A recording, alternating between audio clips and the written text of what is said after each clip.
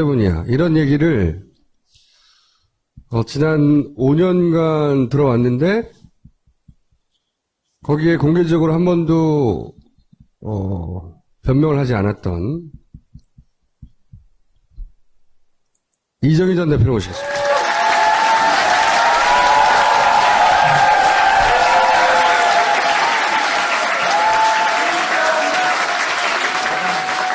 네, 오래간만에 인사드립니다. 이정희입니다. 반갑습니다.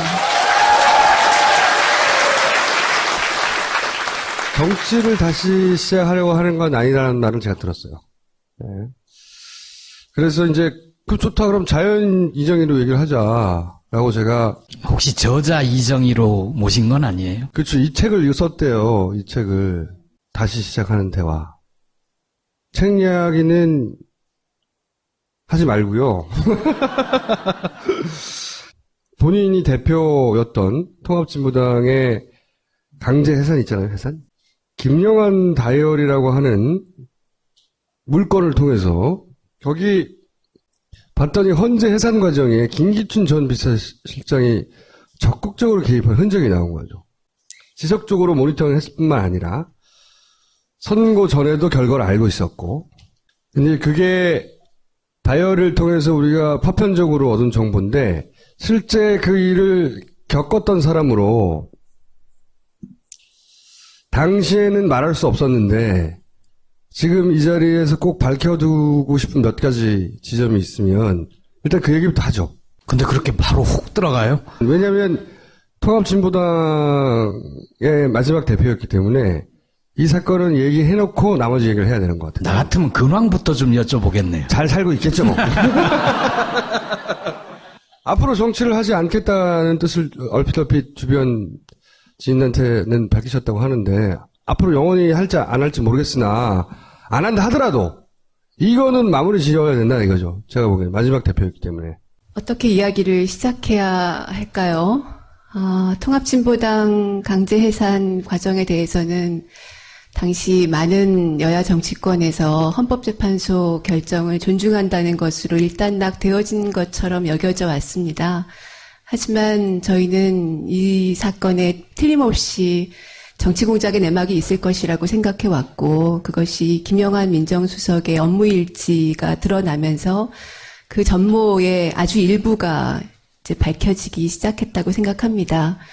그리고 그 책임은 업무일지에서도 보이는 것처럼 박근혜 대통령과 김기춘 비서실장, 그리고 이들이 청와대를 정치공작의 컨트롤타워로 만들어서 가장 중요하게 통합진보당 해산을 추진했던, 그것으로 자신의 정권의 지지율을 높이려고 했던, 그리고 집권을 유지시키려고 했던 종북몰이가 바로 그 전모가 그 업무일지에 일단이 들어있다고 생각하고요.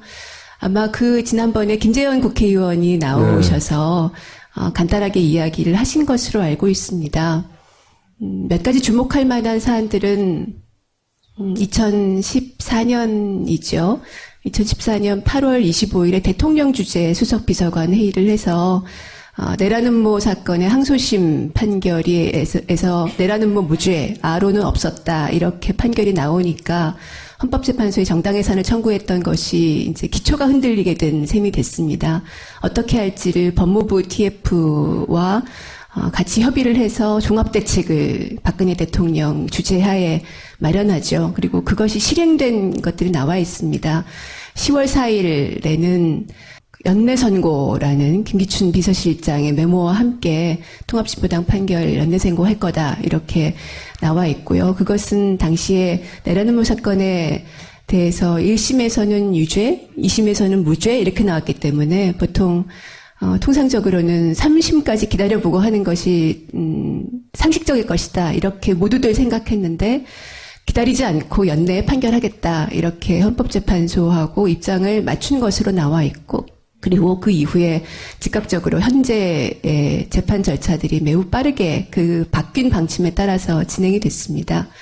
그리고 12월 17일 기억하시겠지만 이미 그 12월 19일 대통령 당선 2주년에 통합진보당 강제해산 판결이 있었는데요.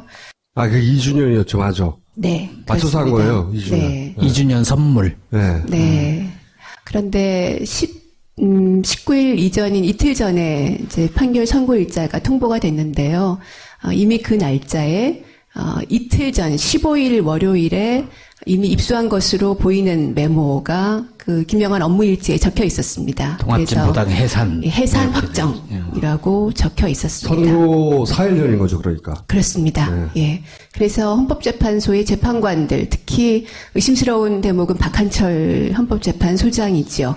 왜냐하면 10월 달에 이미 연내 선고라는 말이 나오자마자 얼마 직후에 박한철 소장이 새누리당 의원들 포함해서 국회의원들이 있는 자리에서 연내 선고할 것이다 이렇게 이야기를 했었던 적이 있기 때문에 그 헌법재판소의 소장 또는 재판관 내부자와 내통이 있었을 것으로 여겨집니다. 여기까지는 지난번에 김재현 의원과 함께 들으셨던 것이고요. 오늘 조금 더 말씀드리고 싶은 것은 과연 이 일을 기도한 사람들은 어떤 사람들이었나, 무엇을 하려고 했던가입니다. 제가 이 김영환 민정수석 업무일지를 이제 한겨레에서 이제 얼마 전에 전체를 이제 보여주시면서 그래서 보기도 했고, 근데 거기에서 놀란 것은 통합진보당을 해산시킨 것이 자신의 정권의 최대의 치적이라고 생각했고, 그리고 해산 이후에 12월 21일자에는 공무원들에게 주의 프로그램을 만들어서 헌법재판소 해산 결정이 정당하다는 것을 주입하겠다라는 이야기가 나옵니다. 그리고 12월 29일에는 공무원들뿐만 아니라 중등교사 지침에도 헌법재판소 결정을 넣겠다. 심지어 초등 교과서에는 내년부터 넣겠다 하는 이야기까지 나옵니다. 저는 그것을 보면서 이것이 실제로 청와대에서 기획하고 실행 계획을 세웠던 것이기 때문에 김영환 업무일지에 나왔을 텐데요. 제 이름이 초등학교 교과서에 실릴 뻔했구나. 그래서 아이들한테 그 얘기를 했더니 저희 아이들도 굉장히 그 대목이 섬찟했던 것 같아요. 실제로 유신 시대의 국정 철학을 전 국민에게 확산시키는 것을 목표로 했던 것으로 보이고 그 가장 핵심적인 사례로 통합진보당 해산을 들었던 것 같습니다. 그래서 최근에도 박근혜 대통령이 본인이 가장 잘한 일이 뭐라고 생각하냐. 황교안 총리도 마찬가지인데요. 통합진보당 해산이다. 이렇게 이야기하는 것이 그동안 이 한국 사회에 쌓여왔던 70년의 분단의 적대의식, 그리고 끊임없이 내부의 적을 누군가를 찾아내서 이 사람들 때문에 우리가 불안해. 라고 불안감을 조성하고 이 사람들을 때려잡아야 돼. 라는 어떤 적대감, 증오. 이것을 불러일으키면서 자신들이 이런 내부의 적들로부터 나라를 지켜줄 사람이야 라고 국민들에게 주입시키고 싶었던 그 생각이 아직도 남아있지 않는가. 이제는 이런 생각을 더 이상 하지 못하도록 탈출하는 것이 박근혜 정권, 이명박 박근혜 정권 9년이 남긴 쌓이고 쌓인 적폐에서 탈출하는 것 아니겠나 이런 생각을 해보게 됩니다. 근데 생각해보면 통합진보당이 그렇게 자신들한테 위협이 되는 세력은 아니었잖아요. 그렇습니다. 국회 내에서도 적은 의석수밖에 네. 없고. 복잡하게 생각하지 마시고요. 토론회 때 최순실이 그 토론회 보고 미운 거예요. 저는 최순실과 관련된 모든 사안들은 아주 심플하게 이해해서 돈이나 미운 거예요. 그랬을 수 있겠죠. 그리고 김기춘 비서실장 같은 경우에는 이 좌파의 씨를 말려야 한다. 네. 그것이 자신의 이 땅에 태어난 목적이라고 생각하는 사람이라 이런 결과가 나온 거죠. 네. 그래서 기억을 잘 모르시는 분들이 많은데 2심에서 무죄가 났어요. 우리가 남아있는 기억은 해산된 것밖에 없잖아요. 2심에서 무죄가 났다고요. 그래서 이거는 해산이 안 될 거라고 다들 전망을 했거든요. 근데 혹여 대법원에서 무죄가 나면 안 되잖아. 그러니까 그 전에 해산시켜버린 거죠. 그거예요, 심플하게. 그렇게 만들 수 있는 힘을 가진 사람들은 그때 뭐 대통령밖에 없는 거지. 대통령이 그렇게 하라고 한 거지. 그렇게 보입니다. 김기춘이 그렇게 실행을 한 것이고 실제로는 2심에서는 무죄가 났던 거예요. 해산이 안 될 가능성이 대단히 높았던 거예요. 아론은 없다고. 응? 내란 음모는 없다고 나왔거든. 기억 안 나죠? 안 나지? 대법원 판결도 역시 항소심 판결과 같이 네. 내란 음모도 없었고 네. 아로도 없었다. 이렇게 판결이 났습니다. 그 판결이 난 것이 정당해산 판결이 나고 나서 한 달여 뒤였는데요. 그 대법원 판결을 받아보고 나니까 굉장히 허탈하더라고요. 너무 골 때리는 거죠. 돌이킬 수가 없어요, 근데. 진짜 억울한 거지. 말도 안 되는 사건인 거예요. 이거는 통합진보당이 주장했던 정치적 지향에 내가 동의하고 안 하고의 문제가 아닌 거예요, 전혀. 자꾸만 통합진보당이 싫어, 이정현 싫어, 앞에 깔고 얘기하는데 상관없는 거야. 너가 싫다고 죽여야 되나? 아니잖아. 자, 근데 하여튼 최순실 때문에 내가 보기엔. 책에 여기에 오랫동안 하고 싶은 얘기를 담았나 봐요, 이제. 현실 정치를 하지 않더라도 앞으로 내가 자연인 이정희로서 해야 되는 이야기. 두 가지 큰 주제가 있다고 제가 들었거든요. 제가 한 3분 정도 들을 테니까. 네. 고맙습니다. 3분을 주셔서요. 먼저 전제해야 될 것은 그러니까 정치를 하지 않는다라는 표현은 그동안 제가 하지 않아 왔습니다. 왜냐하면 한국 사회에서 살아가는 또는 모든 어디에 살아가든 많은 사람들이 존재하는 것만으로도 정치에 참여하고 정치적인 의견을 내놓고 있는 것이잖아요. 그래서 정치를 하지 않는다는 그 표현하는 건 잘 맞지 않는 것 같아서 그 표현은 쓰지는 않았고요. 다만 이제 현실 정치라고 흔히들 뭐 직업적인 정치인들이 하는 것을 표현한다면 제가 그런 것을 지금 할 수 있는 일단 면목이 너무 없어서 너무 죄송스럽고 그래서 그런 일들은 잘 아마 지금 하지 않는다는 표현을 이제 해주신 걸로 보이고요. 책은 두 가지 이야기를 썼습니다. 첫 번째는 박근혜 대통령의 당선 그리고 박근혜 최순실 게이트는 도대체 무엇이 만들어낸 것이냐. 이걸 이 시점에서 한번 짚어볼 필요가 있지 않을까 생각합니다. 그러니까 속아서 뽑은 것일까에 대해서 저는 아니야, 속은 거 아닌 것 같아. 우리 국민들이 속을 만큼 그렇게 수준이 낮은 사람들이 아니야. 사실 저는 그렇게 생각했어요. 부정선거예요, 부정선거. 굉장히 오늘 쉽게 얘기하는데. 네, 그럴 가능성과 또 함께 또 하나는 당시에 그 선거를 앞두고 온갖 종편들이 종북몰이를 했지 않습니까? 국정원의 댓글 부대가 한 것이 종북몰이고요. 통합진보당의 해산, 야권연대 파산 역시 종북몰이로 만들어냈죠. 그런 상황에서는 국민들이 그동안 70년 분단 속에서 살아오면서 어쩌면 이게 색깔론의 색안경을 자신도 모르게 끼게 되는데 이것이 종북몰이가 하도 심하다 보니까 이번 대통령은 적들로부터 있을지도 모르는 북으로부터 또는 내부에 있을지도 모르는 적들로부터 대한민국을 지켜야 될 사람은 누구냐 라는 어떤 판단 기준으로 암암리에 만들어져 왔던 것이 아닌가 생각합니다. 그런 상황에서는 아무리 어떤 후보가 군복을 한번 입고 나온다고 해도 그런 기준으로 놓고 보면 박근혜밖에 찍을 사람이 없다고 생각하는 결론을 내리는 분들이 있었겠죠. 저는 우리 사회가 이명박 박근혜의 적폐로부터 이제 탈출하려면 이 종북몰이로부터 이제는 끝을 한번 내야 되겠다 이런 생각을 하고 이 책에 한마디를 썼고요. 또 하나는 진보정치가 진보정당이 그때 몰락했던 것이 우리 내부의 문제 그리고 진보정치가 스스로 재활대를 못했던 문제에 분명히 책임이 있다고 생각합니다. 제가 가장 큰 책임자이고요. 그 첫 번째는 진보정치의 존재 가치, 존재 의미. 이렇기 때문에 진보정당은 꼭 필요해. 어떤 특별한 유명한 정치인이 있지 않더라도 진보정당은 꼭 있어야 되겠어 라고 하는 것을 저희가 17년 진보정당을 하면서 제대로 국민 여러분께 말씀드렸던가. 한국 사회의 가장 중요한 문제인 비정규직 문제, 청년 노동 문제에 대해서 얼마나 책임있게 진보정당다운 책임을 대안을 내놓고 실행했던가 하는 점에서 부끄러움이 굉장히 많습니다. 내부의 갈등이 국민 여러분께 굉장히 큰 실망을 드렸을 것이고요. 이런 문제들을 극복해 나가면서 진보정치가 다시 한번 존재 의미, 진짜 진보정당은 유명한 사람 아무도 없어도 평범한 사람들이 만들어 나가는 사람들이 사람답게 살고 주권자로서 국민이 존재할 수 있게 하는 그 과정에서 진보정당이 꼭 있어야 되겠다. 이것을 어떻게 만들어 나갈 것인지, 비정규직 문제, 청년 노동 문제를 어떻게 하면 풀어나갈 수 있을 것인지, 갈등을 어떻게 하면 줄이고 미래로 함께 나아갈 수 있을 것인지 이런 문제에 대해서 말씀을 드리고 대화를 나누고 싶어서 이 책을 썼습니다. 마지막은 촛불혁명의 주인공들에게 네. 이런 챕터던데 네, 네. 거기서 하고 싶으신 말씀은 어떤 거였어요? 정치에 대해서 혐오를 가지신 분들이 많잖아요.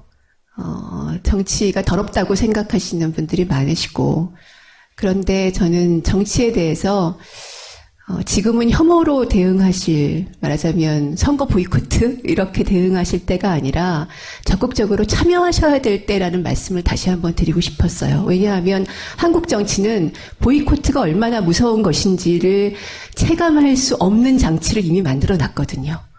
아무리 적은 수가 투표를 해도 당선이 됩니다. 심지어 경쟁자가 없으면 무투표 당선이 됩니다. 모든 선거에서.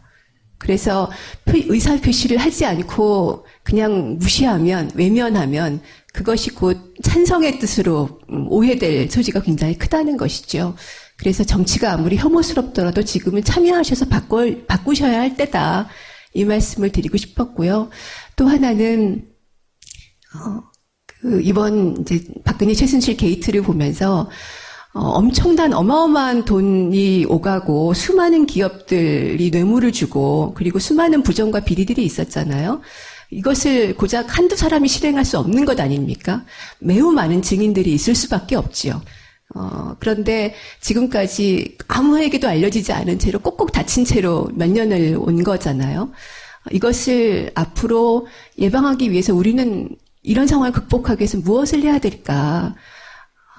영혼 없는 엘리트, 영혼 없는 전문가가 되지 않을 것이 필요한 것 아닌가. 자기 스스로의 용기, 그리고 다른 사람이 뭔가 나에게 그런 문제를 접했을 때, 야, 너한테는 그래도 의논해보고 싶어 라고 하는 신뢰를 주는 사람으로서, 각각의 국민들이 변해가는 것이 필요하지 않을까. 그리고 그런 과정에서, 그런 국민이 조금 더 힘을 낼 수 있는, 국민이 주권자로서 1년에 한 번, 4년에 한 번, 5년에 한 번 투표하는 것을 넘어서서 직접 사회를 좀 더 강하게 변화시킬 수 있는 힘을 만드는 것으로서 노동조합에 가입하시는 것 또는 진보정당과 함께 하시는 것, 이런 노력들이 조금 더 필요하지 않겠나 하는 말씀을 드리고 싶었고요. 책에서 조금 더 차분하게 접해보실 수 있을 것 같습니다. 다만 이것은 저도 아직 숙고가 부족하고 그동안 경험도 작기 때문에 여러 가지 미흡한 점들이 있을 것 같습니다. 제가 이 책에서 말씀드리고 싶었던 것은, 시도하고 싶었던 것은 대화입니다. 이야기를 나누고 싶다. 진보 정치가 아주 멀었다면 가깝게. 그럼 이 책을 내고 앞으로 북콘서트를 하면서 대화를 하는 거예요? 북콘서트를 하기에는 정말 제가 너무 면목이 없고요. 대화를 어떻게 책만 내고 나서 대화를 할 창구가 없잖아요. 좀 더 이야기를 많이 듣고 싶기 때문에 저는 근데 그동안 그런 자리를 만들었으면 혼자 꾹꾹 숨어 싶기도 있었어요. 했어요. 혼자. 왜 안 나오고 그렇게 나오라고 해도 내가 안 된다고 안 된다고. 사실 너무 죄송했고요. 그동안 이제 여러 가지 어려움들도 있었지만 이제 통합진보당이 해산되면서 저희에게 제가 가장 가슴이 아팠던 것은 어쨌든 저희가 굉장히 적은 수고 또 국민들의 마음에서 많이 떠나 있었지만 그래도 정부 여당에 대해서 이런 일은 하면 안 돼. 이건 잘못된 거야 라고 말하는 최소한의 그냥 아주 최소한의 보루 정도의 역할을 조금이나마 하려고 노력했다고 생각해요. 그런데 그 종북몰이에 대해서 저항하는 최후의 어떤 존재로서는 있었다고 생각해요. 그런데 그런 존재로서 역할도 이제는 하지 못하게 되고 많은 분들이 더 힘든 일을 겪으시고 세월호 가족들 종북몰이 당하고 백남기 선생님 돌아가시고 이런 것이 우리가 좀 더 열심히 해서 이겼었다면, 지지 않았었다면 조금이라도 막을 수 있지 않았을까? 이런 회한이 굉장히 많아서 사실 너무 죄송했어요. 그리고 가끔 이제 제가 가끔 당원이었어요 이렇게 말씀하시는 분들을 가끔 만날 때가 있어요. 정말 고개를 못 들겠는 거예요. 지금도 그런 마음이 채 가시지는 않았습니다. 그래서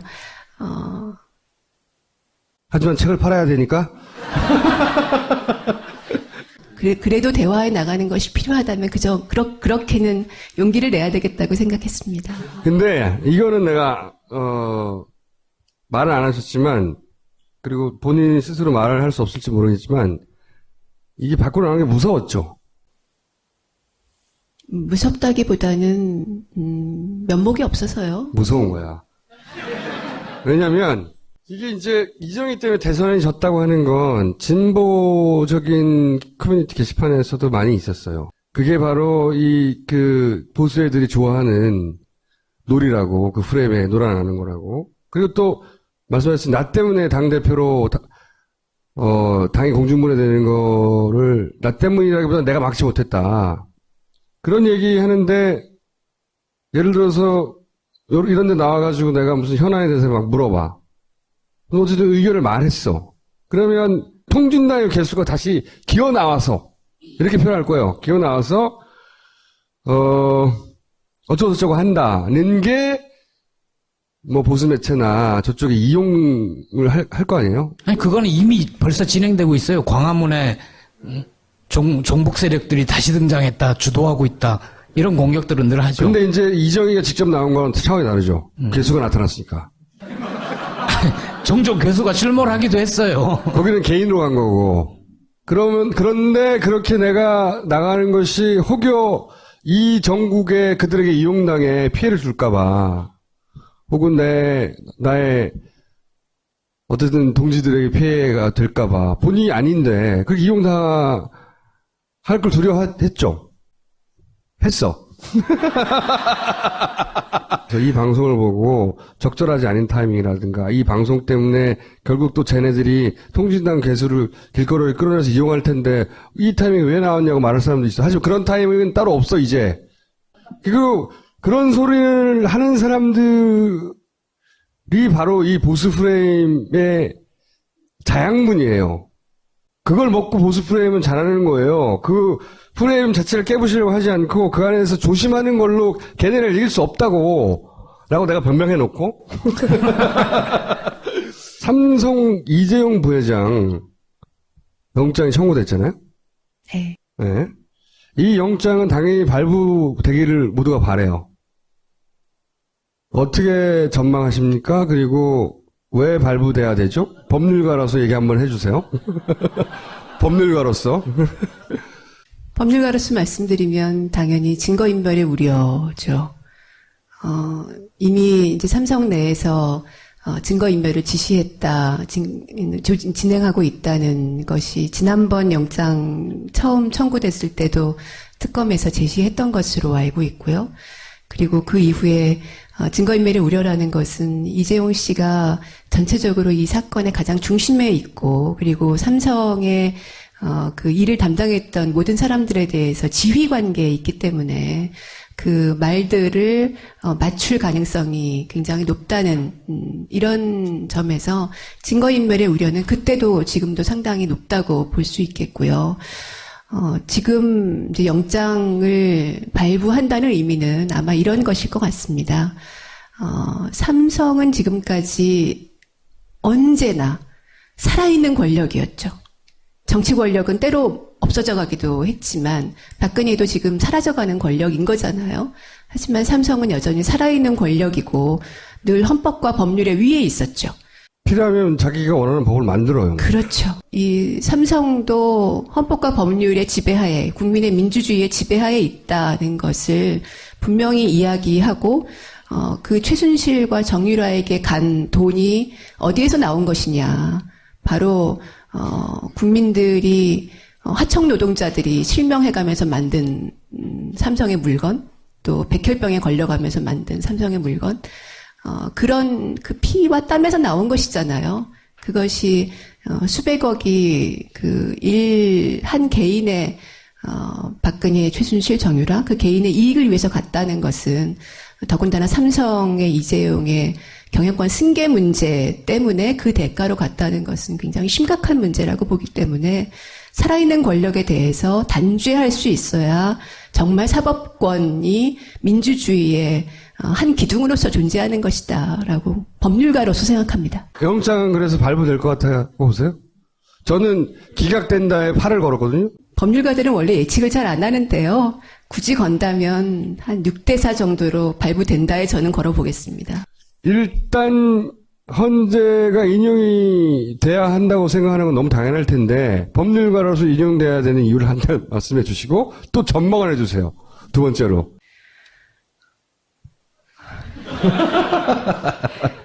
인용되어야 하는 이유를 법률가로서 말씀드리면 대통령이 가장 중요하게 자신이 대통령으로서 국민으로부터 권력을 위임받았는데 그것을 실제로 최순실이라는 전혀 어떤 공적인 국민의 위임도 받지 않은 검증도 거치지 않은 사람에게 공무상 비밀을 누설하면서 의논하고 그리고 그 최순실이 만든 어떤 구도에 따라서 국정을 운영하는 모습을 보여왔지 않습니까? 대통령으로 당선된 사람은 자기인데 다른 사람에게 권력을 사실상 위임한 것이나 마찬가지의 결과가 된 거죠. 이것이 국민주권주의의 위배고 국민들의 대통령 선거를 사실상 무력화시킨 것이라고 생각합니다. 그런 점에서 중대한 헌법 위반이 있고 이것은 이미 10월 25일이지요. 대통령 10월 26일인지 정확치 않은데요. 대통령이 스스로 최순실에게 여러 가지를 물어봤다 이렇게 자백한 것이잖아요. 그래서 이미 그 시점에 이 탄핵 이유는 확정됐고 탄핵은 인용되어야 되는 것으로 당연히 이미 결론은 내려졌다고 생각합니다. 이제 그 이후에 뭐 뇌물죄 등도 역시 증거로 지금 그 안종범 수석이라든가 여러 가지 증거들로 분명하게 드러나고 있어서 인용 결정이 나와야 되는 것은 당연한 것으로 생각하는데요. 다만 저도 우려가 있습니다. 그러니까 이제 말씀 주신 대로 헌법재판소의 재판관 구성 자체가 상당히 편향되어 있다는 것은 이미 통합진보당 해산 결정에서 8대1로 드러난 것이잖아요. 그래서 그것이 그런 편향된 구성 때문에 사실상 야당 추천 인사 한 사람 이외에는 다 정부 여당의 입김이 들어간 사람으로 재판관이 구성되고 있는 것이죠. 이런 점에서 과연 기각 결정이 나올 가능성이 0%도 없다. 이렇게 장담할 수 없다고 생각합니다. 국민들께서 의사를 좀 더 정확하게 표명해 주시고 야당들도 역시 헌법재판소 결정에 대해서 승복하겠다라는 차원의 이야기가 아니라 헌법재판소가 분명히 어떤 결정을 내려야 되는지를 국민의 의사를 정확하게 전달하는 역할을 해야 된다고 생각하고 만약에 헌법재판소가 인용 결정을 내리지 않고 기각한다면 그것은 헌법재판소의 역할이 도대체 이런 일을 감당할 수 있는 기관이냐, 구성이 제대로 되어 있느냐, 헌법재판소한테 이런 걸 맡기지 말고 앞으로는 아예 대통령 국민소환제를 도입해야 되지 않겠느냐 하는 것으로 논의가 이어져야 한다고 저는 생각하고요. 이런 법률가로서 생각과는 조금 더 한 발 더 나가면 뭐 저자로서 드리는 말씀이기도 한데 기각된다면 오판이죠. 분명하게 국민들이 이미 본인 스스로 박 대통령이 자백했고 범법 위반 사실을 자백했고 국민들이 범죄 사실의 증거를 알고 있는데 기각한다면 오판인 것이죠. 그런데 이 오판에 대해서 어떻게 할 것이냐. 탄핵 절차라는 것은 국민들이 이미 정치적 판단을 내리고 이 대통령은 민주주의를 더 이상 끌어갈 수 없다고 생각하고 퇴진을 요구한 것입니다. 그 절차의 하나로 헌법재판소에 일을 하나 맡긴 거죠. 근데 이 일을 제대로 하지 못했다는 거죠. 헌법재판소가. 그렇게 된다면 당연히 국민들로서는 원래 가지고 있던 요구를 계속 밀고 나갈 수밖에 없고 하나의 판결이나 또는 하나의 법률은 이 국민들이 민주주의를 위한 저항권 행사에서 가로막을 수 있는 것이 되지 못한다고 생각합니다. 국민들이 저항권 행사라는 것은 이미 87년 헌법이 만들어 놓은 4.19 혁명의 정신을 계승한다는 데서 이미 우리 헌법이 받아들이고 있는 것이거든요. 저는 그것이 바로 우리 국민들이 진보 정치와 함께 가져야 할 상상력이라고 생각합니다. 가로막히지 말고 헌법과 법률과 어떤 하나의 판결을 가로막히지 말고 민주주의를 위해서 한국 사회가 어떻게 변화해야 되는지를 꾸준히 밀고 나가는 힘, 그것이 바로 작년 겨울부터 시작된 촛불 혁명이라고 생각하고요. 이것이 민주주의의 완전한 완성으로 주권자 선언의 승리로 귀결되기를 바랍니다. 별로 비문이 없어, 비문이. 길게 얘기하는데. 딱 질색이 아주. 혹시 내가 여기 나가면 꼭 이 말은 하고 와야지 이런 거 있었어요? 근데 안 물어봐서 못하는 게 있나요? 많이 죄송하다는 말씀을 드리고 싶었습니다. 자, 여기까지 하겠습니다.